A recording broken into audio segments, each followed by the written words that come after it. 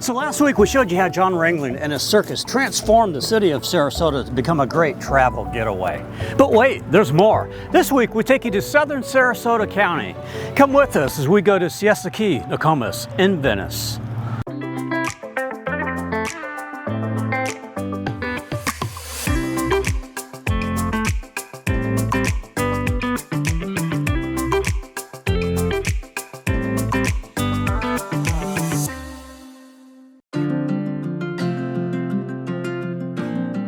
The rhythm of the waves does something to our hurried lifestyle. A blue mind refers to the idea that our brains are wired to react positively to water. Being in or near or on the water makes us happier, healthier, more relaxed, both mentally and physically. Why, any mermaid will tell you that. A big reason why Southwest Florida is so attractive. And when you add in the beautiful state parks, barrier islands, powdery white sand, and gorgeous sunsets, you have a great getaway from the stresses of life. In this video, we begin in the unspoiled wetlands of Mayaka River State Park. We then head to the currently second best beach in the USA on Siesta Key, and show you the outdoor cafes and vacation rentals of Siesta Key Village. We'll show you all the ways you can explore the region from the water, including taking a boat tour up the Intracoastal Waterway. Explore Siesta Beach and Turtle Beach. We head south to Osprey, Florida, further down the Intracoastal to the recreational area of Blackburn Pass, with a historic bridge, fishing, boat launches, and a couple of waterside eateries. Then a very scenic drive along the Gulf on beautiful Casey Key to Nokomis Beach. Then further south to the Venice Pass, showing North Jetty Beach and Snake Island. Then to the historical downtown of Venice, Florida, with Italian architecture, sidewalk cafes, and a lively downtown park with mermaids. We'll head back to the Venice Pass, this time showing you South Jetty Beach, waterside eateries, and boat tours. Then continuing 14 miles down the coast, showing Venice Beach, Brohard Paw Park, Casperson Beach, Minnesota Beach Park, and ending at the Venice Pier for sunset. Sit back, relax, and enjoy the ride as nature puts on the big show in South Sarasota County.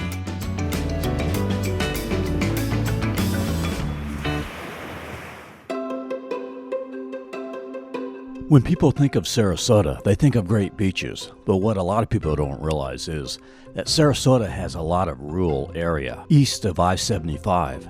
For instance, there's Mayaka River State Park that covers 58 square miles. It's one of Florida's largest and oldest parks. We are entering through the south entrance off Highway 72. It's only $6 per vehicle, or $4 for just one person. This park is dog-friendly. In fact, they gave Bella a bone at the front gate. I like to call Sarasota the Boca Raton of the West Coast because of its beautiful waters, high-end shopping, and exceptionally gorgeous, unique trees. There are cabins here you can rent for $84 with fees, or RV sites $40 with fees. Includes water and electricity and sewer. This park is popular for wildlife viewing, with limpkins, osprey, gators, and turtles. There's the Canopy Walkway, which goes between two observation towers. It's currently closed, damaged from Hurricane Ian, but they should have it fixed pretty soon. There are nature trails through a forest of arching palm trees and live oaks. On the south side of Lake Mayaka is the Mayaka Outpost, where you'll find kayak and bike rentals. A cafe and a food truck here operated by Lazy Gator Cafe. Had coffee and a breakfast sandwich. Was very good and prices very reasonable. A great way to start the day. You can also take a 2-hour boat tour, $20 for adults, $12 for children, 3 to 12, plus tax. They run 4 to 5 times a day. Or take a tram tour. The combo boat and tram tour is $32 for adults, $20 for children. Ran into Gretchen and Katerina here, who moved to the Lakewood Ranch area a year ago. We really love it. people are very nice, and it's a tropical climate here. So we are exploring, but we are excited to see the alligators here. Now we head to Siesta Key. But just on the outside of the key, on US 41, there's a couple of boat tour options. First, there's Siesta Key Aqua Adventures. They have bumper boats, banana boats, those are fun, or a 2-hour dolphin tour to Coco Island. $49 for adults, $39 for children 12 and under, or a sunset cruise, $16 more. Also at Philippi Creek Oyster Bar, you can take a gondola ride with Sarasota Gondola. It's $200 for an hour ride or $350 for a 2-hour ride for 2 people with champagne. They can also do rides for up to 6 people.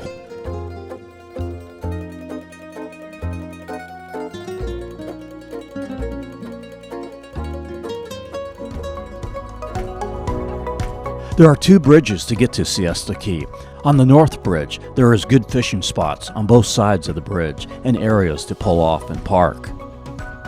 3.5 miles down the Intracoastal, the south entrance to Siesta Key is the Stickney Point Bridge, Highway 72. Same highway to the south entrance of Mayaka River State Park. On the mainland side of the bridge is a little marina village area where you can rent jet skis, pontoons, or go parasailing with Siesta Key Water Sports. Or take a dolphin boat tour. A sunset tour is $65 for adults, $50 for children 5 through 10. They also have a morning and afternoon cruises, about $15 to $25 cheaper. Before or after your cruise, you can enjoy a meal with a scenic view at the Boatyard Waterfront Bar and Grill, right on the waterway. We are going to cross the bridge to the Siesta Key side of the Intracoastal, to Safe Harbor Marina, where we find fun boat tours. Here is the Spearfish Grill for before or after your cruise. We are doing the Dolphin and Donut Tour, includes coffee and donuts. It is $50 for adults, $30 for children 1 through 10. They also have a Drinks and Dolphin afternoon cruise, same price. Or a sunset cruise, that's $10 more.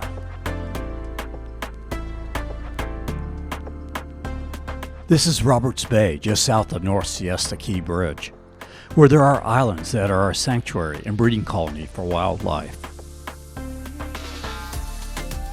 We pass under the North Siesta Key Bridge. The cruise is fully narrated. They point out many celebrity homes, like this is Urban Meyer's home. Why, there's his wife Shelley now. They are very friendly. Urban, the winner of 3 college national championships with the University of Florida and Ohio State. This is Curtis and Vera visiting from Long Island, New York. They love Siesta Key so much, they're coming back in a couple of weeks.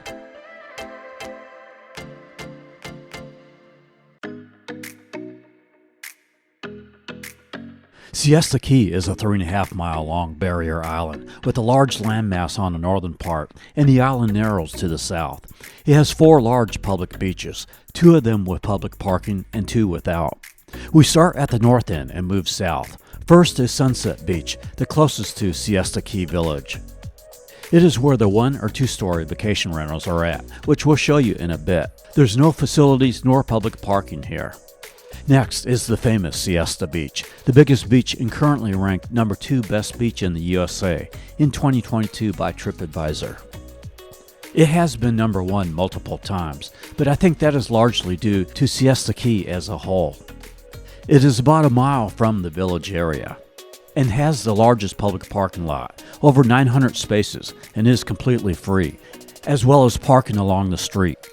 There are full facilities, 2 concessions with food, beer, and wine, volleyball, tennis, and pickleball courts, covered pavilions. There is 1 ADA crossover that gets you about halfway down the beach. The 3rd major beach in the center of the key is Crescent Beach. It is the one where the high-rise condos are at.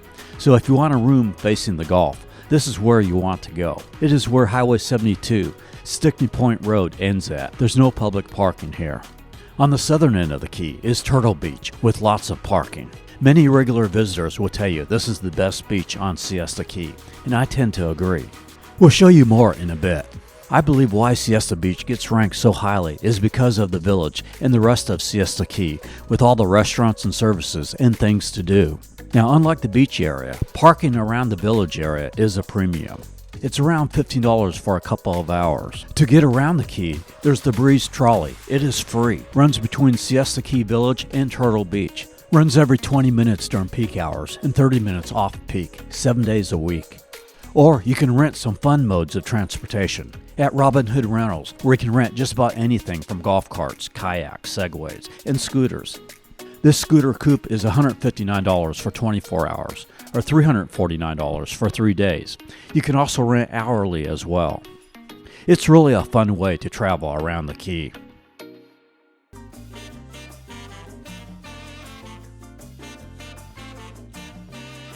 There's Gilligan's Island Bar and Grill in a tropical tiki setting. There is a bamboo bungalow deep in the jungle, don't you know? Next to Gilligan's, Moho's Rising, highly rated for their fresh coffee brews, but you can also get bowls, smoothies, and pastries here. Now leave your woe and the world you know behind you at the door. Step inside to take a ride like you never rode before. There's the Lobster Pot with seafood and Portuguese food. The Beach Club, kind of a combo sports bar and nightclub with billiards. At Avenida Madeira, there are several eateries. There's the Village Cafe with breakfast and lunch and patio seating. The Stir Fry Thai and Sushi, and the Sun Garden Cafe for garden to table fare and popular for breakfast. Now we move to the west side of Ocean Boulevard. On Sunday mornings, there's the Siesta Key Village Farmers Market in this parking lot. Also in this lot is Siesta Key Wine Bar, Bean Coffee, and Kilwins, where I'm going to get some coconut cream. Delicious.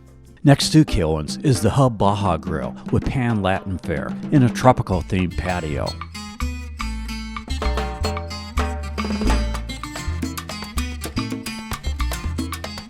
Across the street from Hub Baja Grill is My Village Pub with a slightly elevated deck, a sports bar with over 35 TVs on the inside. Behind My Village Pub is another Broken Egg with a large patio covered seating. You can find us here, just disappear and take the path unknown.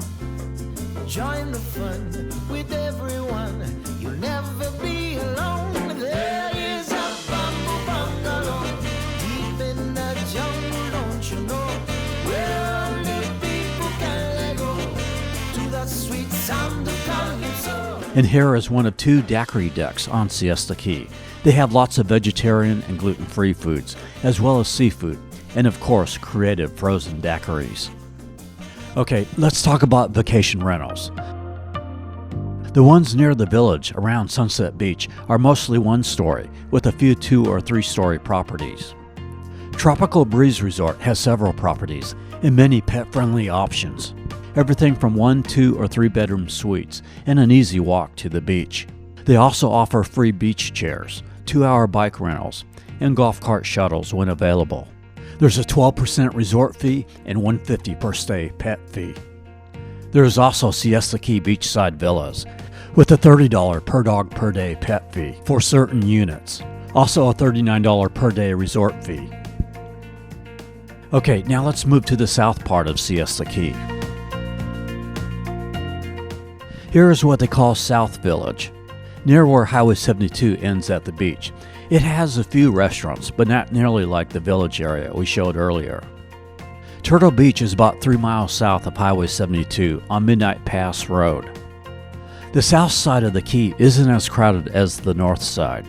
There's a lot more trees. Near Turtle Beach on the bay side and next to Bayfront Marina is Turtle's Restaurant, with seating right on the Intracoastal Waterway. Next to the road, also Turtle Beach Grill in a tiki setting. We arrive at Turtle Beach. While the sand at Turtle Beach is maybe not as soft as the other Siesta Key beaches, there are fewer people and much better snorkeling. The beach isn't as wide here, so you are closer to the water.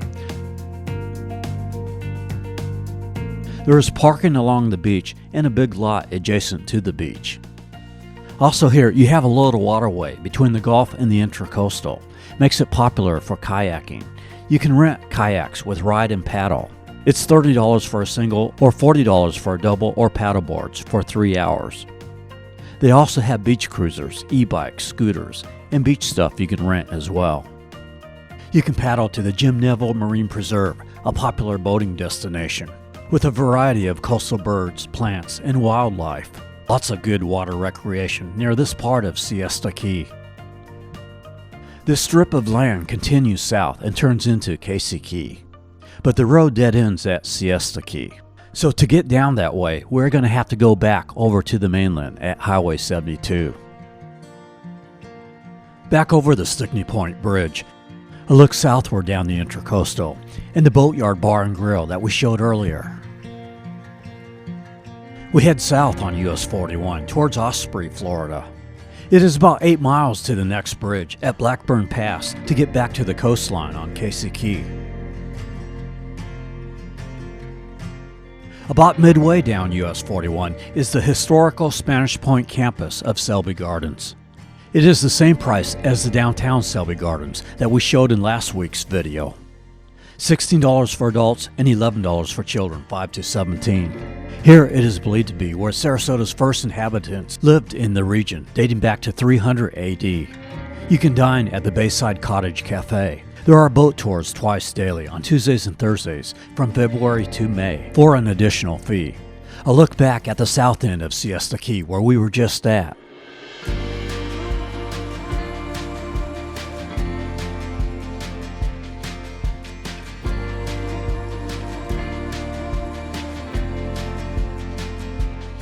Casey Key Road begins at some point along the coast here, north of Blackburn Pass. Blackburn Point is a great recreational area to see old natural Florida. It is not very crowded and plenty of parking. There's Blackburn Point Park with a boat and kayak launch, fishing pier, hiking trails, and is pet friendly.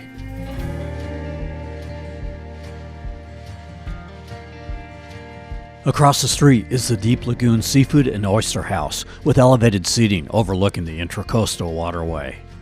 The Blackburn Point Bridge is one of the few remaining swing bridges in Florida. It was built in 1926 in Ohio and shipped to this location on the Intracoastal Waterway. It's one of 2 connections to Casey Key from the mainland, operated by a bridge tender who mechanically spins the bridge to let the tall boats pass. It's one way to cross. On the other side of the bridge is Island Jet Ski Tours, where you can also rent pontoons, kayaks, paddleboards, as well as wave runners. More waterside dining here at the Casey Key Fish House, a tropical tiki bar and grill serving seafood with Asian accents.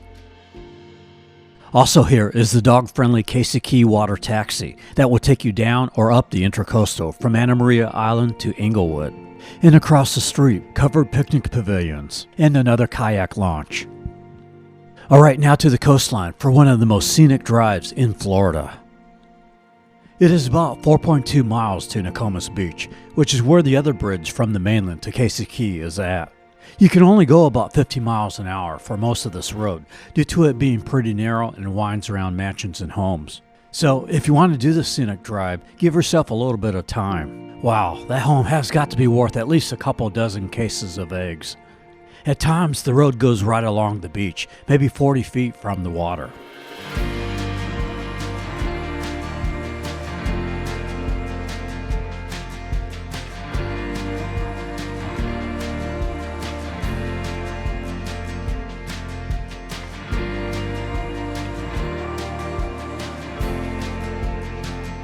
As you approach Nokomis Beach, there are some vacation rentals. On the right side, the Gulfside Beach Club, no pets allowed here. On the left, Casey Key Resort, with pet-friendly rooms. They have both these bayfront bungalows on the east side of the island, and they also have beachfront bungalows on the west side of the island, and a hotel that is on the mainland on US 41. And there's the Island House Motel on the right side. Just a few of several vacation rental options. Near the Albee Road Bridge on the Intracoastal is a long, narrow island that has both a boat ramp and a kayak launch with plenty of parking. There's a little park at the end with picnic tables and a fishing platform.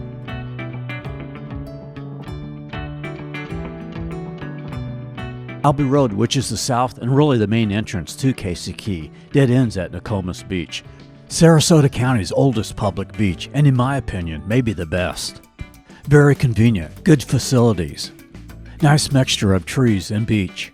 Outdoor showers and a long boardwalk that extends almost the length of the beach. At the south end of the boardwalk, a little cafe with a really decent menu of tacos, burgers, hot dogs, salads, and chili cheese fries. There's volleyball courts. The sand is not as fine white like Siesta Key, but still nice. A good amount of shells and shark teeth. Across the street, a little park and playground area with plenty of parking. We head south just a mile to the Venice Inlet, where the North Jetty Beach Park is at. Lots of parking, though on weekends can get busy. Wherever we're going, I could not say for sure. Better not knowing, but it's better than before. But here's the cure. Everybody swimming in sunshine. Everybody feeling fine. Everybody join the fun line. Ain't nobody left behind. On the bay side, you can rent kayaks with jetty rentals every day except Tuesdays and Sundays. Findable what's missing, but we've never missed a beat. Can't you see? Everybody swimming in sunshine. Everybody feeling fine. Everybody join the fun line. Ain't nobody left behind. Snake Island is a little island in the middle of the inlet, a haven for boaters. Contrary to the name, there are no snakes on this island. For jet ski and boat rentals, there is Cool Breeze Boat and Jet Ski Rental, located about a mile away near the Albee Road Bridge. They also have boat and jet ski tours. Okay, now there's no bridge to the south side of the Venice Inlet, so we're going to have to go over to the mainland, back on US 41, way over there, and through downtown Venice, right there. Then back up the coast to the South Inlet area. Just want to point out another good Nokomis restaurant, Pop's Sunset Grill, located on the mainland side of the Intracoastal near the bridge, next to Cool Breeze Jet Skis, with a menu of classic seafood burgers and sandwiches. Everybody feeling start the wine. Everybody join the fun line. Ain't nobody left behind. Look at Venice Inlet and Donna and Roberts Bay, now from US 41, as we enter the city of Venice, Florida. Here, Roberts Bay narrows into a canal that surrounds downtown Venice. Near the business US 41 bridge is Fisherman's Wharf Marina. Here you'll find Sarasota Fishing Fleet, Florida West Scuba and Charters, Venice Boat Rentals, Waves Boat Club, and the popular Dockside Waterfront Grill, a seafood eatery with dining under tiki huts overlooking the marina. The city of Venice was incorporated in 1923, was named after the city in Italy. And to make it more similar to Italy, a canal was constructed around the city, making Venice, Florida an island. This was the headquarters for the Ringling and Barnum and Bailey Circus, which is why you'll find the railroad car here at the historic Venice train depot. We showed you the northern part of the Legacy Trail in last week's Sarasota video.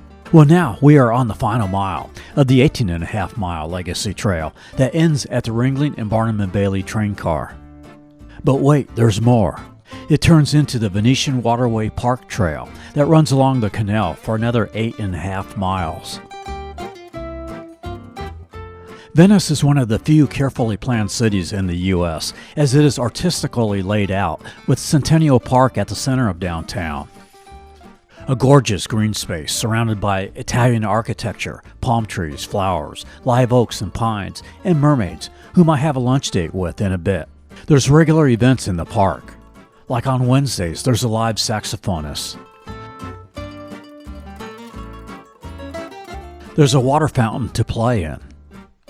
Super tall palm trees tower along Venice Avenue, like what you might find in Venice, California, but much cleaner here than that Venice. Although it would be nice to have a bike path along the beach here, like there. Maybe the city planners can get to work on that. Let's show you some of the options for food. There's another daiquiri deck, this one with sidewalk seating. Moving up Venice Avenue West, across from the park are where many of the eateries are at, like TJ Carney's, an old school bar and grill with an Irish theme, with dancing and karaoke.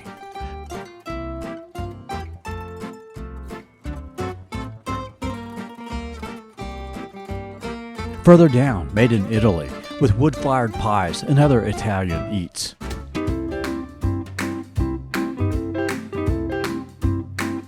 I'm going across the street to the Seed and Bean Market for some good healthy food. They also have CBD items. I'm having a cranberry walnut salad with goat cheese. Yum. So meet Vanessa, one of the many mermaids around Venice. She didn't talk much, but was a good listener. Well, it was time to go. I wished her the best. Before we head back to the coast, I want to show you a couple of things. Monte Andrews Arboretum, also where a lot of events are held at. It's a large park with a variety of unique trees and animal statues. There's the famous Venice Theater, one of the largest and most active theaters in the U.S. It was partly damaged during Hurricane Ian, but is still open for concerts and shows. Okay, now to the coast.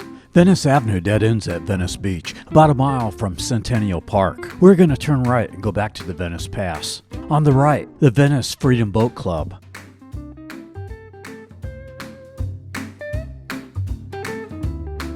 Now back at the Venice Pass. The Crow's Nest Restaurant, Tavern, and Marina. I know people that really love this restaurant. A surf and turf with a dining room overlooking Snake Island and the waterway. Sea Saucer Boat Rentals has unique boats as well as pontoons. This South Jetty area is Humphreys Park. Plenty of benches along the waterway. A little bar and grill with a deck right on the inlet for coffee, adult beverages, and hot dogs and burgers.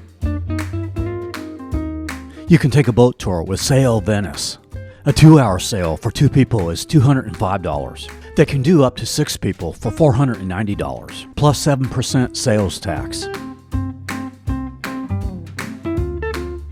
Just like the north side of the pass, another nice long walkable jetty on this side.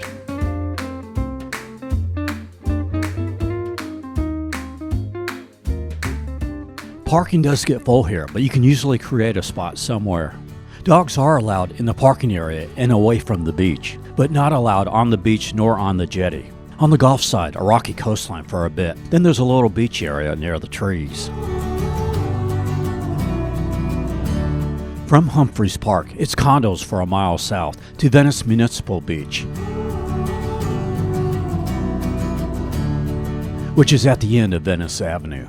There's a couple of smaller parking lots here, which fill up quickly on weekends, being the closest beach to downtown. There's restrooms, a volleyball court, a concession area for food called the Pilot House.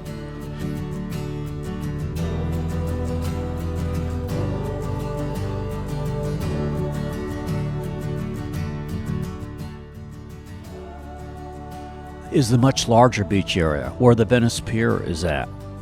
We are going to pass that for now and show at the end during the sunset.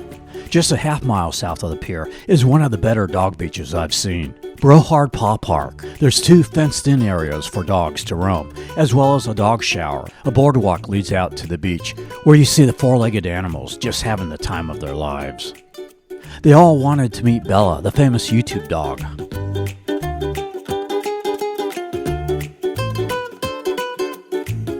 I think dogs also have a blue mind. Another mile south is Casperson Beach. This is known as one of the best beaches for shelling and finding shark teeth.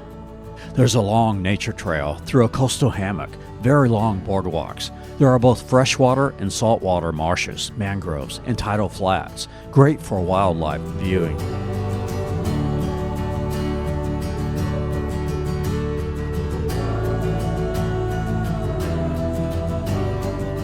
Also a canoe launch, fishing pier, lots of picnic areas with several covered pavilions, a playground, full restroom facilities with outdoor showers.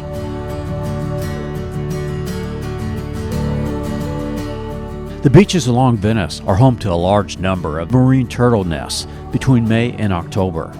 The southern two-thirds of the beachfront are left in its natural state and offer an even more secluded experience. Another 10 miles south is Minnesota Beach. I kind of consider this part of the Northport, Port Charlotte area. We showed in our Charlotte Harbor video, but it is the southern end of Sarasota County, so I want to show